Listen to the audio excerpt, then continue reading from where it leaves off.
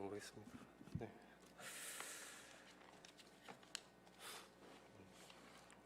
오늘 말씀은 마가복음 4장 35절부터 41절까지 말씀입니다.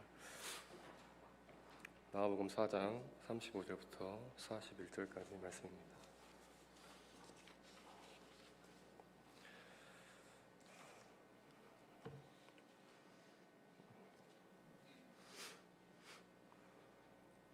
찾으셨으면 같이 합독하도록 하겠습니다. 그날 저물 때 그들에게 이르시되 우리가 저편으로 건너가자 하시니 그들아 그들을 떠나 예수를 배에 계신 그대로 모시고 가매 다른 배들도 함께 하더니 큰 강풍이 일어나며 물결이 배에 부쳐 배에 들어와 가득하게 되었더라. 예수께서 고문에서 배를 베고 주무시더니 우리가 지키게 된 것을 불구하지 아니하시나이까. 바다더러 이르시되 잠잠하라 고요하라 하시니 아주 잔잔하여지더라. 이에 제자들에게 이르시되 어찌하여 이렇게 무서워하느냐 너희가 어찌 믿음이 없느냐 하시니 그가 신성하여서 누구에게 하는가 순종하는가. 아멘. 밑에 있을 때는 안 떨렸는데 올라오니까 긴장이 됩니다. 갑자기 올라오라 하셔가지고 제가 긴장이 됩니다. 네. 식사를 맛있게 하셨습니까? 예. 잠 오시는 거 아니시죠? 예.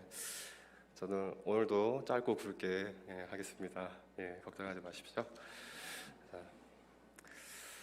오늘 이 본문 사건이 일어난 장소를 개역성경은 갈릴리 바다라고 번역하고 있습니다. 2000년 전에는 이 호수라는 단어가 없었습니다. 사해 바다 같은 경우는 큰 바다라고 부르고 갈릴리 바다 같은 경우는 작은 바다라고 불렀습니다. 이 갈릴리 지역은 예수님과 제자들의 주 활동 무대이므로 매우 중요한 지역입니다. 이 갈릴리 호수, 이 갈릴리 바다는 남북의 길이가 약 21km, 동서의 길이가 약 12km, 호수의 깊이가 40km. 호수에는 약 22종의 어종이 살고 있고 물의 양이 한 40억 톤 정도 된답니다.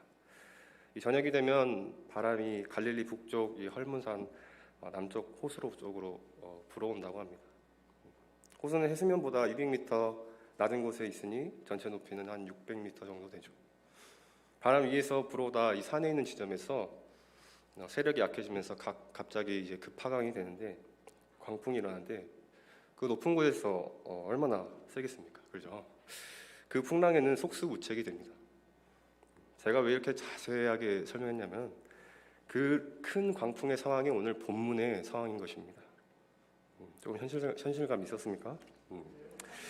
네, 본문에 기록된 이 마가복음 이 4장의 본문 사건이 있기 전에 예수님께서 먼저 4가지의 비유를 소개하시죠.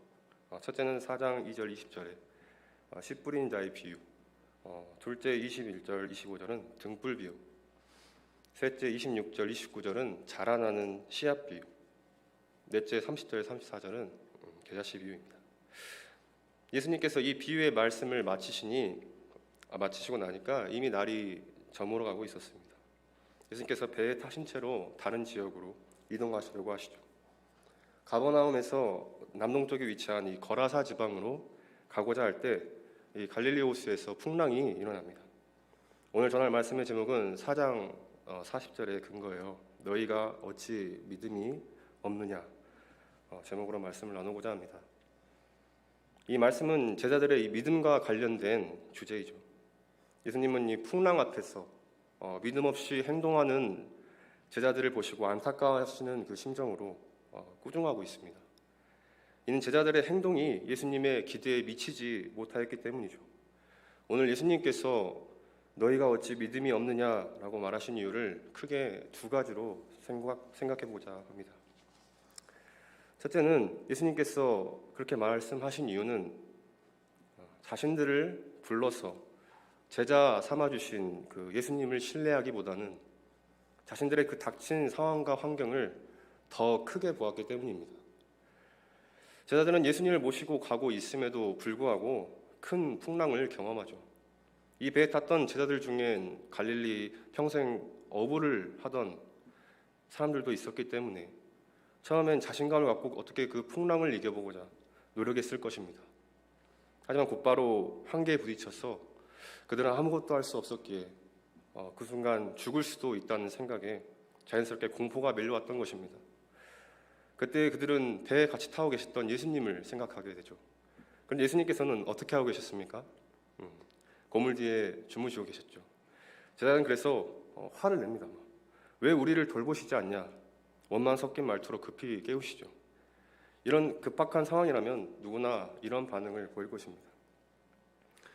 그런데 그들이 풍랑을 만난 사건은 오늘 우리에게도 큰 위로가 됩니다.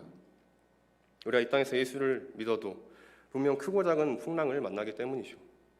때론 성도들은 예수를 믿으면 많은 어려움은 경험하지 않을 것이라고도 생각합니다. 그러다가 크고 작은 이 어려움을 당하면 이해가 되지 않아 실망하기도 하죠. 중요한 것은 인생을 살아가면서 모두가 겪는 이 작고 큰 풍랑을 만날 때 그때 누구를 의지하냐에 따라 결과는 분명히 달라진다는 것입니다. 위기를 기회로 만들 수도 있고 기회를 위기로 만들어버릴 수도 있습니다. 제자들은 풍랑을 만났을 때 예수님보다 이 풍랑을 더 크게 바라보았던 것입니다. 예수님보다 풍랑을 더 크게 느꼈던 제자들을 향해 마태복음에서는 믿음이 작은 자들아 라고 나와 있습니다. 이미 제자들은 말씀의 능력을 체험한 자들이죠. 제자들은 자신들의 눈앞에서 예수님께서 귀신을 쫓아내신 것, 베드로의 장모의 열병을 고쳐주신 것, 여러 병자들 고치신 것 등을 다 보았습니다. 그러한 기적과 이적을 체험하고 가장 가까운 곳에서 말씀을 들었던 사람들이 바로 제자들이었습니다. 그런 예수님과 한 배에 타고 있었지만 자신들이 당장 죽게 될 것 같은 그 상황에서 예수님보다 큰 그 광풍이 일어나는 걸 보고 두려워했다는 것이죠. 자신들의 눈으로 여러 기적과 이적을 보고도 자신들의 귀로 방금까지도 여러 가지 그 비유의 말씀을 듣고도 예수 그리스도보다 지금 눈앞에 닥친 그 환경이 더 크게 보였다라는 것입니다. 그러니 예수님께서는 너희가 어찌 믿음이 없느냐 꾸중하신 것입니다. 이게 무슨 말입니까? 믿음이 없다라는 책망은 예수님에 대한 신뢰함과 확신이 없었다는 것이죠. 예수님에 대한 이 확신이 없다면, 예수님에 대한 이 신뢰가 없다면 신앙생활에는 힘이 없습니다. 예수님에 대한 신뢰가 없으면 어려움이 닥칠 때 주님을 원망하며 믿음을 저버릴 수도 있는 것입니다. 사랑하는 성도 여러분, 예수님을 신뢰하시길 바랍니다. 온전히 주님께 나 자신을 맡기시길 바랍니다. 예수님에 대한 그 확실한 믿음을 소유하여서 능력 있는 신앙생활을 하시길 바랍니다. 둘째로는 너희가 어찌 믿음이 없냐라고 말하신 이유는 이 선생과 제자의 관계가 무너졌기 때문입니다. 제자들의 처지에서 본다면 이 풍랑이 이를 때 두려움을 느끼는 것은 어쩌면 당연한 것이죠. 작은 배에 물이 가득 차서 두려움을 느끼는 것 또한 당연합니다. 제자들이 예수님에게 죽게 되었다고 도움을 요청하는 것을 보면 상황의 심각성을 알 수 있죠. 이런 상황에서 도움을 청하는 제자들에게 꾸중부터 하시죠. 이는 제자들의 도움을 요청하는 38절에 선생이여 우리의 죽게 된 것을 돌아보지 아니하시나이까 돌아보지 아니하시나이까 라고 말한 것이 당시에 제자들의 이 부르심과 연관이 있기 때문입니다. 당시 전통적인 유대인의 관습에 따르면 선생과 이 제자의 관계는 이 제자가 선생을 선택하고 따르는 것이 자의적으로 스스로 이루어졌습니다. 그래서 선생이 제자를 선택하기보다는 제자가 선생을 선택하여서 따랐다는 것이죠. 제자가 스승을 선택할 때는 나의 남은 삶을 전적으로 스승에게 맡깁니다 라는 뜻으로 첫 번째는 죽을 때까지 따르겠다, 둘째 생명을 맡기겠다, 셋째 스승이 하는 일을 그대로 따르겠다 라는 의도가 포함되어 있습니다. 마태복음 8장 18절에서 20절을 보시면 한 서기관이 예수 그리스도를 따르겠다라고 자신의 의사를 표현하죠. 선생님, 저는 선생님께서 가시는 곳이면 어디든지 따라가겠습니다. 이 고백이 생명을 예수님께 맡겠다는 의도가 포함되어 있는 것이죠. 그런데 예수님께서는 뭘 하십니까? 여도 굴이 있고 하늘의 새도 보금자리가 있지만 인자는 머리 둘 곳조차 없다 라고 단번에 거절하였습니다. 이러한 제자가 선생을 선택한 상황에서 예수님께서는 제자들을 직접 찾아 선택하며 부르셨다는 것이죠. 갈릴리 해변을 다니시다가 베드로라 이름하는 시몬, 또 그 형제 안드레를 부르셨습니다. 그들은 어부였죠. 그물을 버려두고 예수 그리스도를 따랐습니다. 좀 더 가시다가 야고보와 그 형제 요한이 배에서 그물을 던지는 것을 보시고 부르셨습니다. 부르심을 받고 그들은 곧 배와 부친을 버려두고 예수님을 따랐습니다. 이것을 보면 예수 그리스도와 이 제자의 관계는 제자의 선택이 아닌 주님의 부르심으로부터 시작한다는 사실을 우리가 알 수 있습니다. 이것이 바로 앞서간과 따름의 관계인 것이죠. 다시 말하면 반대입니다. 예수님께서 제자 삼으실 때 내가 너희를 책임져 주겠다라는 뜻으로 첫째, 이제는 너를 나의 제자로 삼겠고, 둘째, 너의 생명을 내가 책임져 주겠고, 셋째, 내가 하는 이 일을 내게 맡겨주겠다라는 의미가 함축된 것입니다. 제자들이 그리스도를 따른 것은 이러한 예수 그리스도의 부르심에 대한 응답으로 처음 이 4명의 제자들 시몬, 안드레, 야고보, 요한은 예수 그리스도의 부르심을 듣자마자 즉시 모든 것을 버려두고 따랐습니다. 그 이유는 이미 히브리 문화 속에 선생과 이 제자의 그 관계, 이 부르심의 의미를 알고 있었습니다. 그렇다면 제자들은 어떠한 상황에서도 자신들의 생명을 책임지시겠다는 선생님을 신뢰했어야 했죠. 예수님께서 편히 주무신 것도 이러한 제자들의 믿음을 기대하셨기 때문인지도 모릅니다. 큰 풍랑은 제자들을 위협할 수 있어도 주무시는 예수님을 깨울 수는 없었죠. 그렇다면 제자들은 예수님과 함께 있다는 그 자체가 안전이고 행복이 아니겠습니까? 그런데 그들은 풍랑 앞에 두려워함으로 선생과 제자의 신뢰의 그 관계가 무너지는 것입니다. 의심하게 되죠. 내 생명을 책임지겠다고? 지금 죽겠는데? 그들이 두려워 예수님을 깨우는 제자들의 행동에 대해서 주님이 잠에서 깨어나 그들을 책망하시며 바람을 꾸짖으시고 잠잠케 하셨습니다. 39절 예수께서 깨어 바람을 꾸짖으시며 바다더러 이르되 잠잠하라 고요하라 하시니 바람이 그치고 아주 잔잔하여지더라.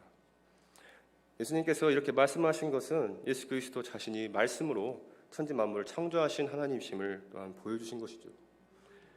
그 후에 40절에 이에 제자들에게 이르시되 어찌하여 이렇게 무서워하느냐 너희가 어찌 믿음이 없느냐 하시니 라고 제자들을 책망하신 것은 그들의 행동이 주님의 기대에 미치지 못하였기 때문입니다. 예수님께서 원하신 믿음은 어떠한 믿음이었을까요? 예수님께서는 그러한 풍랑 속에서도 자신을 믿고 예수님과 같이 평안을 누려주기를 원하셨습니다.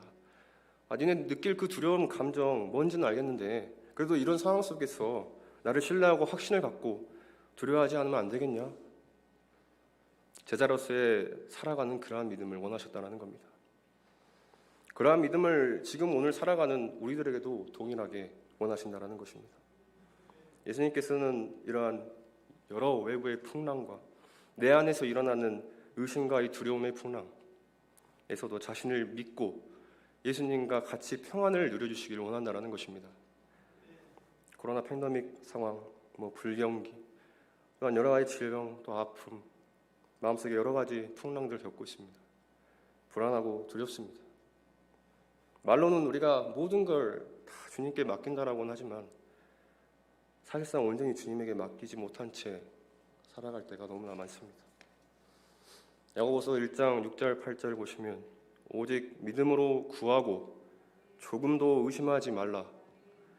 의심하는 자는 마치 바람에 밀려 요동하는 바다 물결 같으니 이런 사람은 무엇이든지 주께 얻기를 생각하지 말라. 두 마음을 품어 모든 일에 정함이 없는 자로다. 아멘. 우리들의 이 두려움들, 어려움들 주님께 기도로 토스하고 토스하시죠. 여러분들 곁에 계신 주님과 함께 평안을 누리면서 예수 안에 있음을 느낄 때 그 어떠한 풍랑은 더 이상 우리들에게 위협적인 것들이 아닌 것입니다. 말씀을 정리하겠습니다. 성도 여러분, 우리가 물질의 풍랑, 건강, 자녀, 관계, 인생의 이 모든 풍랑 가운데서도 평온하게 주무시고 계신 우리 아들 함께 계시는 그 주님이 누구신지를 안다면 주님이 우리에게 어떠한 분이십니까? 그분을 신뢰한다라면 우리가 인생의 그러한 풍랑을 만났을 때 주님을 의심하고 또 두려워할 필요가 없는 것입니다. 이미 그 상황보다 더 크신 예수님이 나와 함께하고 계시고 구원자시며 주권자 되십니다. 오늘도 인생의 광풍을 통해 우리들을 지금 달아보고 계십니다. 그 믿음의 수준 또한 원하신다라는 겁니다. 그 모든 인생의 풍랑 상황 가운데 더 크신 주님을 바라보기를 소망합니다. 또한 예수님께서 우리를 부르시고 제자 삼으셨습니다. 우리의 인생을 책임져 주시며 주의 일을 감당케 하시고 어떠한 상황에서도 우리들의 생명까지도 책임져 주시는 예수님을 신뢰하시길 바랍니다. 사실 예수님을 믿는다는 것이 곧 우리 인생이 우리가 원하는 대로 다 이루어진다는 것은 아니죠. 예수님을 믿는다는 것은 우리의 뜻대로 이루어지지 않는 가운데서 그 믿음이 주는 의미가 더 막중하고 오묘하고 주님의 뜻이 숨겨져 있다는 사실을 놓쳐서는 안 됩니다. 주님과 동행하는 우리 성도들에게도 고난의 폭풍이 불현듯 밀어닥칠 수 있습니다. 그러나 무엇보다 분명한 사실은 그 거센 풍랑이 불어도 결국 이 주님을 모신 이 배는 그 어떤 세상의 풍랑이 뒤집어 놓을 수 없습니다. 결국 끝까지 목적지에 도착하게 된다는 것이죠. 이처럼 예수님을 모시고 살아가는 성도의 인생의 황로길에 늘 맑은 날만은 또 있을 수 없습니다. 비도 오고 눈도 오고 풍랑도 일겠지만 무엇보다 확실한 주님과 함께하는 이 인생의 항로는 목적지까지 안전하게 도착할 것이라는 그러한 믿음으로 살아가길 소망합니다. 너무 빨리 끝났습니까? 그래서 찬양을 같이 좀 했으면 했어요. 네, 같이 찬양하시고 제가 기도하고 마치도록 하겠습니다. 주 품에 곡,